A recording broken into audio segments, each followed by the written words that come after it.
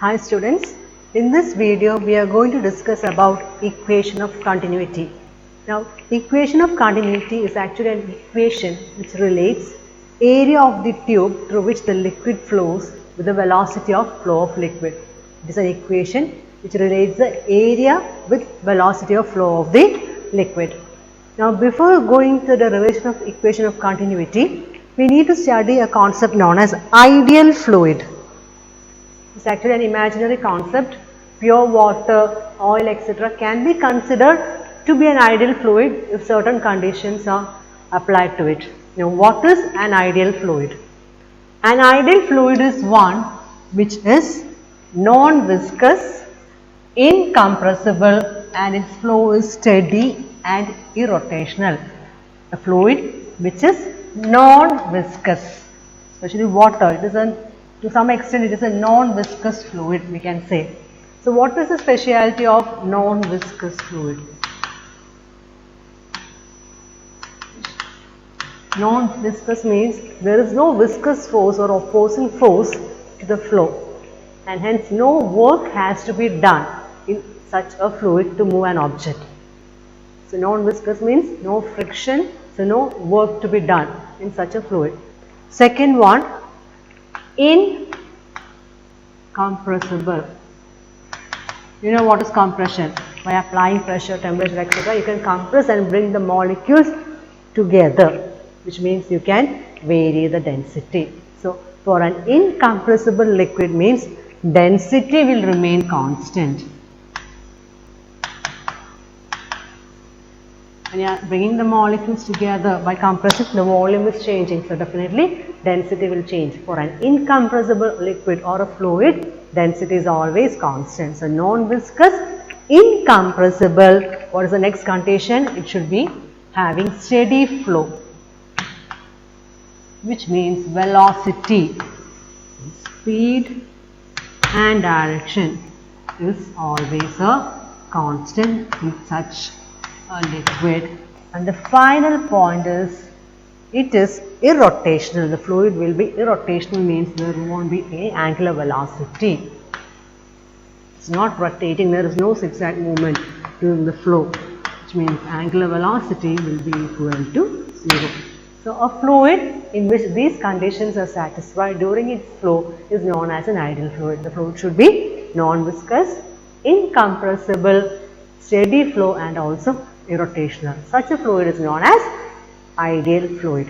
For deriving equations in fluid dynamics, we usually consider the concept of ideal fluid, which is actually, I told you, as it's an imaginary concept. So we are going to derive the equation of continuity, and as I told in the beginning of this video, equation of continuity means it is an equation which relates the area of the tube through which the fluid is moving with its velocity. Now for deriving this expression, we consider a tube which is having two different cross-sectional area, one with a wider area and second with a smaller area. Okay, and the fluid of density is flowing through this tube, and to derive this expression we take the law of conservation of mass. So first we find out what is mass for two different sections of the tube, and then we apply the law of conservation of mass. Okay, so to derive the expression, consider a tube having two different sections. We call it as section A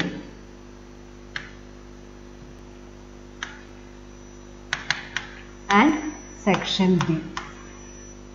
Okay, then broad one is section A and narrow one is section B.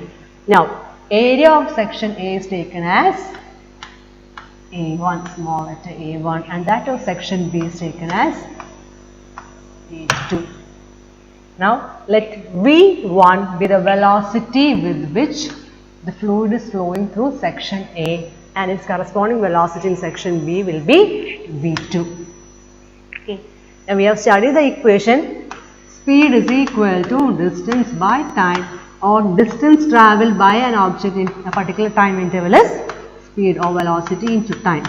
So if V1 is the velocity with which the liquid is moving, then the distance travelled by that particular amount of liquid in time delta T will be equal to V1 delta T. Similarly, the distance travelled by the fluid in time delta T, same time interval in section B will be V2 delta T.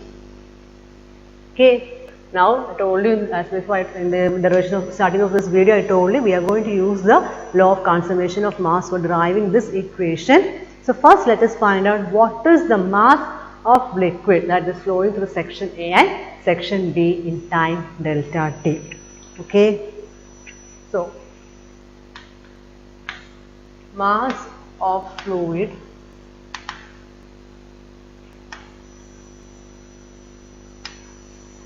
flowing through section A in time delta T, we will call it as M1, is equal to, now we know the equation, mass is equal to volume into density. Okay. Now, volume is actually what? Length. For the section is length into area into density. Now, what is the length? What is the distance travelled by the fluid having velocity V1 in section V in time delta T? It will be V1 delta T into area A1. So, we got the volume into rho 1, where rho 1 is considered to be the density of the fluid in section A. Okay. Next, same steps we take for section B. So, mass of the fluid flowing through section B in time delta T is M2 is equal to volume into density, that is V2 A2 delta T rho 2, where rho 2 is the density of the fluid in B. Now, according to law of conservation of mass,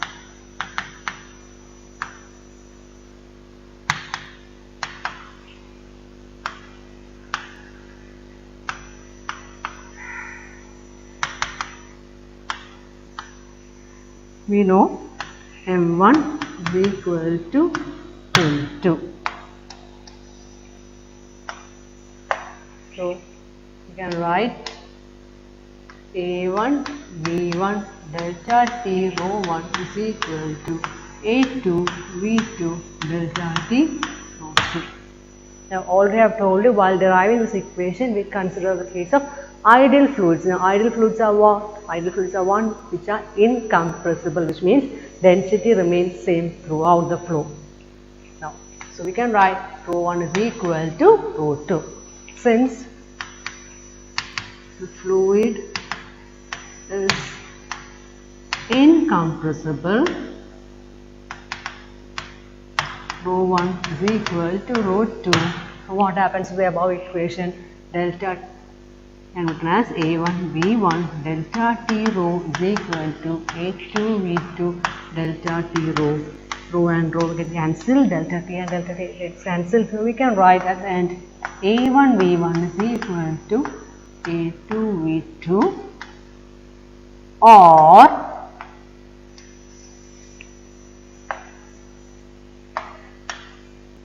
AV, area into velocity, equal to a constant. This is what we call the equation of continuity. So, let us rewind and see what are the steps which we took. First, we considered the fluid which is flowing through the tube is an ideal fluid which is having two sections. The tube is having two sections of varying cross-sectional area A1 and A2. let V1 be the velocity of the fluid passing through section A, and V2 corresponding velocity in section B. Then for the time, if we are taking a small time interval delta V, then the distance travelled by the water molecules or the fluid in time delta T will be V1 delta T in section A and V2 delta T in section B. Then our aim is to find out equation of continuity. For that, which we use the law of conservation of mass. So first we have to find out what is the amount of liquid or what is the mass of liquid flowing through each section. For that we use the equation mass is equal to volume into density substituted, and we use finally we use the law of conservation of energy. We equated and we got the equation as A1V1 is equal to A2V2, or in general we can say AV, that is area into velocity, is equal to a constant. So if area is increasing, definitely velocity will decrease, or if velocity is increasing, area correspondingly will decrease in such a way that the product will be always a constant value. And this is what we mean by equation of continuity. Thank you.